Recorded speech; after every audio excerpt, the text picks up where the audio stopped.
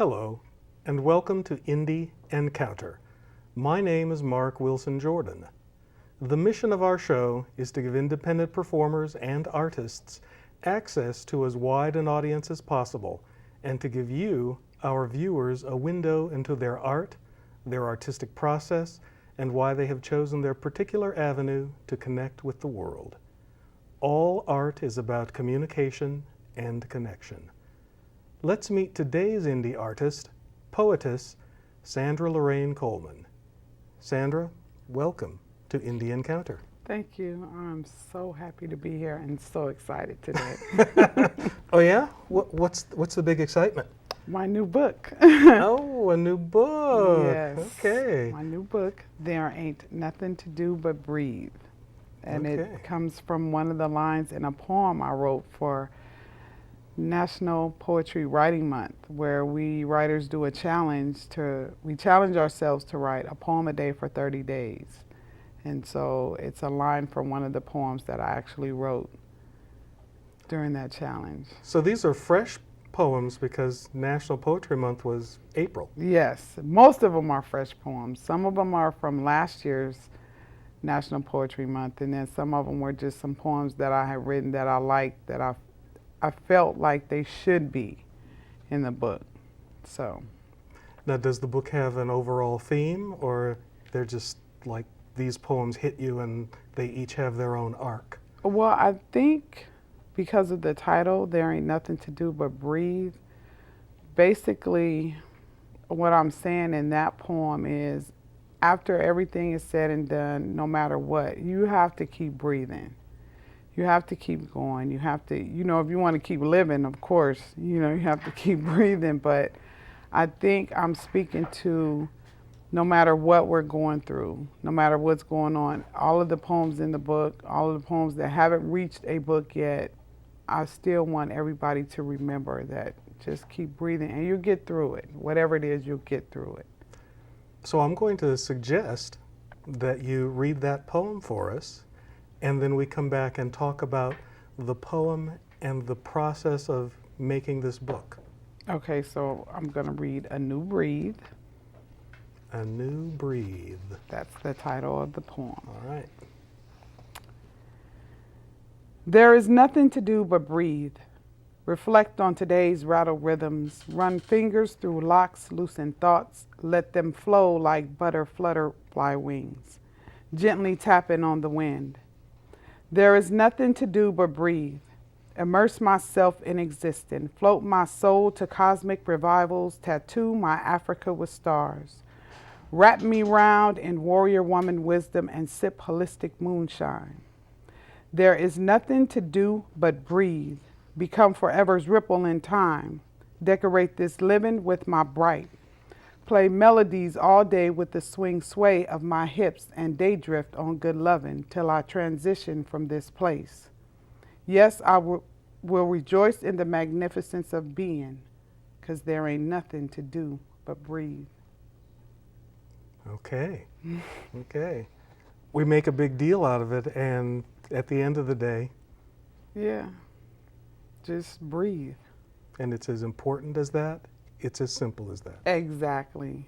And in the description of the book, I was letting people know that this is life at its simplest and its most complex. The poems in this book, some of them are really deep. I go really deep with it. And then some of them I'm just like right there on the surface, just real simple, because I don't want to be all the time.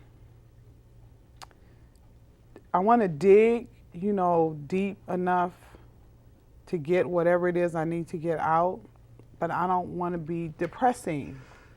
Okay. Or depressed. Or depressed, right. And whatever it is, I need to write myself out. Wherever I'm at, I don't want to stay there. Like if I'm hurting or I'm sad or I'm depressed, I don't want to stay there. So sometimes when you sit down and you have all these emotions going on, what do you want at the end of this situation? See yourself out of it, and then write yourself out of it. Tell us about some of the images that you used in that poem, because I thought I heard something about a butterfly and Yeah. references to Africa. Light and lively in Africa, my heritage, my culture. You know, spiritually, I may not have physically ever been to Africa, but by a woman from Tanzania, I was told that I never left spiritually. So when I'm writing or when I'm moving about my daily duties, I'm always thinking about those things. You know, I'm watching nature, I'm watching butterflies, you know, looking like they're floating, you know, on the air, and birds are always singing, and you know, if a breeze, trees are always bending, and flowers, and you know, life is beautiful if we just take time to notice it. Even in the midst of madness and chaos, life can be beautiful. Absolutely. Yeah. Absolutely. So, madness and chaos. Yeah. Tell me about getting the book into your hands. Oh my gosh. It was such a journey, but a labor of absolute love. The poems, again, most of them were taken from the National Poetry Writing Month challenge. And so that part was easy because I knew what I wanted in the book. Once we finished after April 30th, I think by May the 5th or 6th, I had the book ready to go. Uploading it, because I'm technologically challenged with some things, was very difficult, which made, once I got it uploaded, that much more sweeter. But it's funny because the picture on the front of the book, I get so many compliments on it, and I'm saying there ain't nothing to do but breathe, but I was holding my breath. Can we have that picture up? I was holding my breath, and one of my legs was kind of shaking, you know, because I was in an awkward position. So I'm actually not in pain, but uncomfortable, telling people, oh, there ain't nothing to do but breathe. But I so liked the line from that poem that I thought it was perfect for the title of the book. And I wanted to be outside and take pictures, and it didn't go like that. So I ended up throwing some material over a divider and standing in front of it and wrapping myself in some material. But I really liked the colors and I liked the way it came out. So it went from, you know, this dramatic outside scene in my head to, you know what, I need to get this book finished. I need to take some pictures. And then my daughter actually took the picture on the back cover. So I had her, and everybody was frustrated because I'm saying, no, this is not what I want. This is not what I want. And we did like 3 days, like series of, you know, just pictures, taking. They were like, gosh, do I have to take more pictures? Yes. And, you know, outfits, and, you know, the colors had to be right. But when it's your project, when it's your baby, if you're not feeling what's in front of you, then you have to find what you will feel. I don't want to send out just anything. I don't write just any poetry. Right. So I don't want my book to look like it was mammy made, even though it was. It doesn't have to look like that. But there was a moment of inspiration. Yes. When you wrapped yourself in the cloth and Yes. threw your head back. Yes. And the camera clicked and caught a special moment. Caught a special moment. And the material was actually some material that I had bought from, I take West African dance classes, and this is actually African batik material. So I was feeling really beautiful. Even though it was a makeshift set, you know, I was just feeling wonderful. And so I guess that came out in the pictures that were taken, and this is the one I picked because I really liked it. And I thought it said everything, even though I'm not breathing. It said everything about there ain't nothing to do but breathe. Art on the fly. Yes. And at that instant, you might have been holding your breath, but yeah, you came back. I did. actually exhaled, at the end of these pictures. I was like, because I just felt, with me and that material and, just the whole thing, I just felt really good about, I know I'm going to find something in this because the colors were right. The light was coming through the window right and everything was right, so I felt good about it. And there were batteries in the camera. Batteries in the camera, and it flashed. Thank you, thank you, thank you. Okay. Yeah. Well, how about another poem? Oh, sure. Okay, this one I'm going to read is actually a poem that I wrote about my dad. Recently, my daughter lost her grandmother, so it brought back all these memories for me of my childhood. And so it's called Walkin N Thinking, Thinking and Walking. There I go, walking and thinking, thinking and walking, cruising down the sweeter side of memory lane, reflecting reverse rhythms, doing the time ago tango, tracing my family tree spiritually, strolling with shimmer whispers of daddy and me. There I be, holding his hand, wrapped in his arms, so close, like he grew baby girl me from his own body.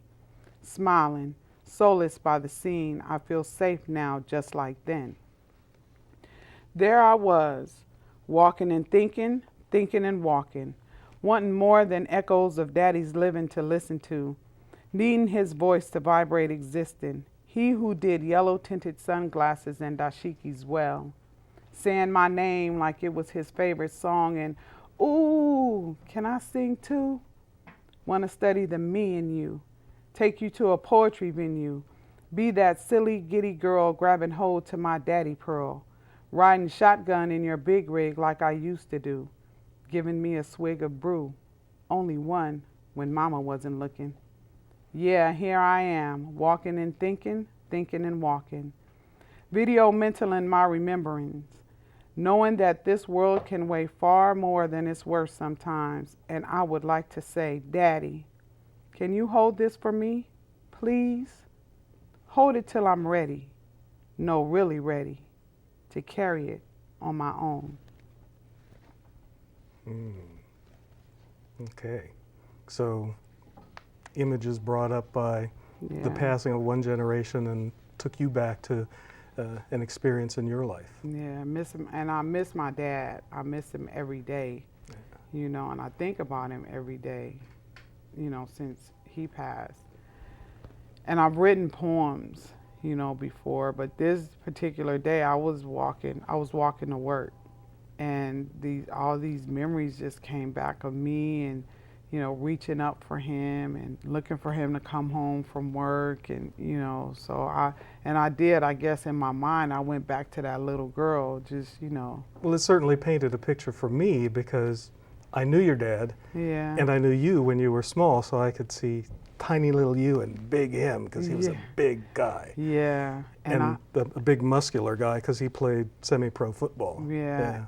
And I remember thinking my dad was the biggest, strongest man in the world. I really believed that and thought that, and I'm sure most little girls do, but I mean, he was invincible for me, and like super daddy. And I really miss him. There are days when I wish I could just pick up the phone and, call him and hear his voice. Really hear his voice. I hear his voice all the time, but I mean to actually hear it, on the other end of the phone versus in my head or, Well, because it would mean a different thing. It would mean a different thing. It would mean, he was here and, but I just wanted to pay tribute to his memory and our relationship. Yeah. And on some level, his voice is here because it flows through you. Wow, I didn't even think of that. Yeah. Because we don't just exist in our own moment in time. We're connected to everybody that came before that got us to. Yeah, exactly. And I so appreciate you reminding me of that. Because I still miss him, but it helps me feel better about missing him. So thank you. Yeah, just go talk to your brother. I know, right? Because he is, yeah, definitely. Yeah. See, another one of those connections, and it's that family thing. So Yeah, it is. It is. And I'm truly thankful for the parents that I did have. You know, I'm really thankful because if it weren't for them, I couldn't be me. couldn't be you. Yeah. That's right. And I love me. That's a good thing. Yeah, it That's a is. good thing. It is. So more. More? I'm liking it. Okay. So the next one I have is this is one I wrote for my daughter. And she just went to the prom last Saturday. And I've been writing all these mommy-daughter poems because she's gonna be going to college. We're not sure where yet, but we know she's going. And this one is called Mom, I'm Not a Baby. Mom, I'm not a baby. With my lactation all on her exhale, she sent that statement soaring straight up, fish wishing for stars, fireworking Disney style, ping-ponging off clouds, dancing around me like it was a little girl doing the I got a new dress twirl, twisting, turning, burning, protesting my parenting with her rites of passage prophecy. Mom, I'm not a baby, with my lap still creased to her infancy. Dang, I swear I can't see she past needing me, trying to own up to some grown up. Stop! Stop it, I said. Don't you dare get all womany on me. Sing speaking like she just stumbled into her first word, declaring, double dog daring my stretch mark heart to deny what she's feeling. Mommy, really? I'm not a baby. With the echo of her barely being still ringing in my womb, she just moved outside my inside, packing for womanhood already, running full speed toward, you can call me miss, like she used to run to me. And them ips got learning curves that get prowling, wolf howling, longing for almost woman loving looks. Oh Lord, wait, don't rush me. I need a little more time to modify my mommy molecules and harmonize my view to match maturity in you. Hold on. Who is this cross-Christian wannabe signals? Woman child, you ain't nothing but a training wheel, tricycle riding oxymoron. Slow down, my lovely, and let your organically grown come naturally. I guess what goes around comes around. I guess so. Talk to your mom about that poem? No, I didn't have to. I was there. I used to tell her that all the time. Like, Mom, I'm not a baby. And it's funny because we say that sounding like a baby. Mm-hmm. Yeah, and it's really weird because I know that I have to let her go and I have to let her grow up. And I'm watching her like last Saturday, you know, I said she went to the prom and beautiful dress, you know, she never wears makeup, face made up, hair done, you know, shoes, just the whole 9 yards, right? And I'm looking at her and I saw it. She's not a baby. And I cried. I cried because there are days when I just want to, you know, let her curl up in my lap and, you know, rub her head and rub her cheek, but she don't want to be bothered with that. And it hurts. She's not a baby anymore. She's not or a baby at least she's not that baby. Yeah. She's not that baby. And it's a good thing. It's a good thing that she's not that baby. It's a good thing she's growing and maturing and learning and discovering and all that. She's ready. I'm not. I'm the one that's not ready. But the testing, you know, the emotional stuff that she's putting you through gives you an opportunity to write It does. about it, and you get to express it for yourself. Right. But you also get to express it for us because we may not be able to put words on the feelings that we have. Right. And that's the one thing, if I could say, I love about being a poet. That would be at the top of the list because people don't always know how to say what they want to say and get it across. And when you go to these venues and you speak and you read your poetry and people say, oh my gosh, that so reminds me of, you know, my mom, my dad, or that's what I'm feeling right now. And when people tell you that, it's like, okay, I must be doing something right because they hear me, they understand me, they feel me, and they've experienced it. So it's stuff that we can all relate to. And I love that part about being an artist and being, connecting with people and relating. Yeah. Connecting to them, connecting with yourself. And, Right. And all right. Right. Good. You told me that you had a special poem that's not one of these that's in the book that you like to perform, and you wanted to look into the camera. Tell us about it. Yes, I do. I'm gonna actually do the one that I wrote for my grandmother because she never got a chance to see me perform, and she passed away on Easter Sunday, 2005. And every time I get the opportunity, I like to do this piece because it's my way of letting her see me perform and perform the piece that I wrote especially for her. Okay. So the piece is called Memories in Pink. Lately I've been wondering, do angels wear pink? Got me glimpsing in Vera vision. I see a caramel-colored mother on a mission, standing at stove, stirring stews, stuffing loving in her oven. Fried chicken magician, Colonel knows nothing about finger licking. A little bit country 'cause raising cows and pigs keeps freezer full of fresh meat. She's slipping me taller-sized soul food samples while I ride my trike all up and through the house. Today, I'm pondering, do angels wear pink? Got me rewinding, vibing. She's prescribing down-home remedy for my ashy rash with words that boggle my brain. Put some Vaseline on it, clear right up. Didn't know I owned a jar of instant healing. Now she's kneeling in her garden wearing big straw shield from days raised. Got 2 acres of land, plenty room for me to run. Dance like wind, touch sky, kiss sun. Grandmother grows green, snaps beans, turns, twists, bends, ends till they look like they meet. Question still burns, can angels wear pink? Got me listening to rhythms of Vera wisdom. Missing you, grandmother, replaying holidays, reminiscing to Marvin Gaye, remembering always you loved. Feeling you nibbling my 5-year-old cheeks. You said, granddaughter sugar so sweet, had to take a bite. I'm missing those stick to your rib stories you tell with few words. You gave tons of advice. Lot of history wrapped around 86 years of living. Got me walking through memories, searching buried treasure you left on my soul. Putting pieces of you in everything I do, and I promise to pass on your precious pearls. I do miss you, grandmother, but I won't be surprised if I see an angel fly by. No, I won't be surprised if I see an angel fly by. For today, at least one I know in heaven wears pink. Thank you. All right.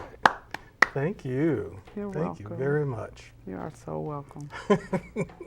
So, family, very important to you? Very. Inspirational? Yes, very. Cool. Very. It's really great to be connected in that way and to allow us that window.